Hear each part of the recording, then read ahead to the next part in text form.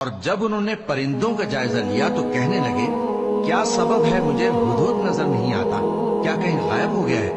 میں اسے سخت سزا دوں گا یا ذبح کر ڈالوں گا یا میرے سامنے اپنی بے قصوری کی واضح دلیل پیش کرے۔ ابھی تھوڑی دیر ہوئی تھی کہ ہدہد آ موجود ہوا اور کہنے لگا کہ مجھے ایک ایسی چیز معلوم ہوئی ہے جس کی آپ کو خبر نہیں، اور میں آپ کے پاس ملک سبا سے ایک یقینی خبر لے کر آیا ہوں۔ میں نے ایک عورت دیکھی کہ ان لوگوں پر حکومت کرتی ہے اور ہر چیز اسے میسر ہے اور اس کا ایک شاندار تخت ہے۔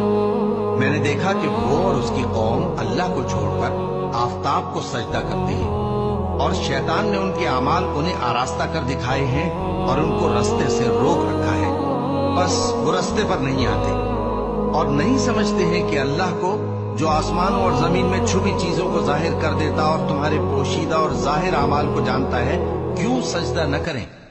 اللہ کے سوا کوئی عبادت کے لائق نہیں، وہی عرش عظیم کا مالک ہے۔ سلیمان نے کہا اچھا، ہم دیکھیں گے تو نے سچ کہا ہے یا تو جھوٹا ہے۔ یہ میرا خط لے جا اور اسے ان کی طرف ڈال دے، پھر ان کے پاس سے ہٹ جانا اور دیکھنا کہ وہ کیا جواب دیتی ہیں۔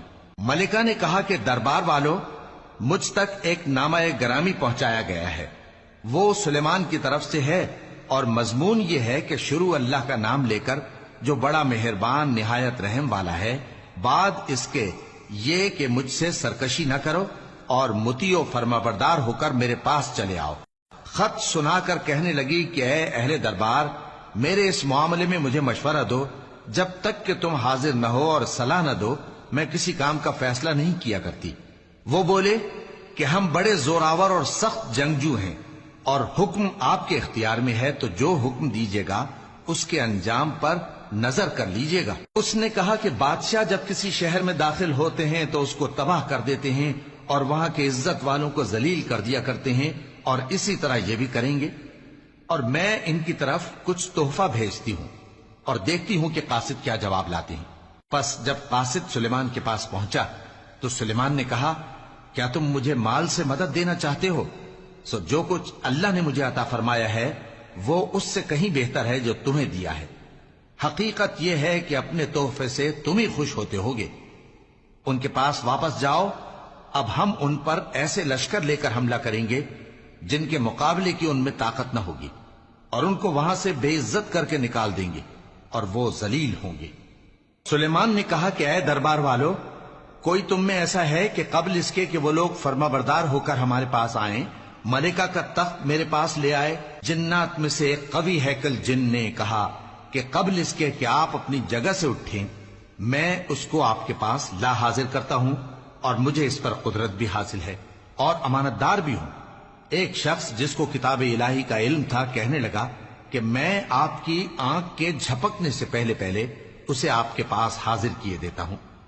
جب سلیمان نے تخت کو اپنے پاس رکھا ہوا دیکھا تو کہا کہ یہ میرے پروردگار کا فضل ہے تاکہ مجھے آزمائے کہ میں شکر کرتا ہوں یا کفران نعمت کرتا ہوں، اور جو شکر کرتا ہے تو اپنے ہی فائدے کے لیے شکر کرتا ہے، اور جو ناشکری کرتا ہے تو میرا پروردگار بے نیاز ہے، کرم کرنے والا ہے۔ سلیمان نے کہا کہ ملکہ کے امتحان عقل کے لیے اس کے تخت کی صورت بدل دو، دیکھیں کہ وہ سوج رکھتی ہے یا ان لوگوں میں سے ہے جو سوج نہیں رکھتے۔